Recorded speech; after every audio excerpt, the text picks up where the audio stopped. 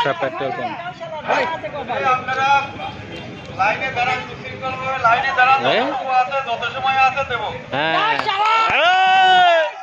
লাইনে আসো, লাইনে আসো, অবরোধে লাইন হয়ে গেছে।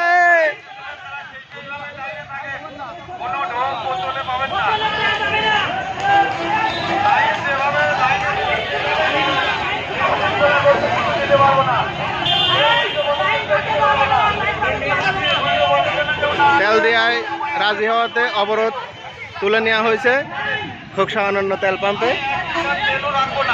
রাস্তা অবরোধ তুলে নেওয়া হয়েছে।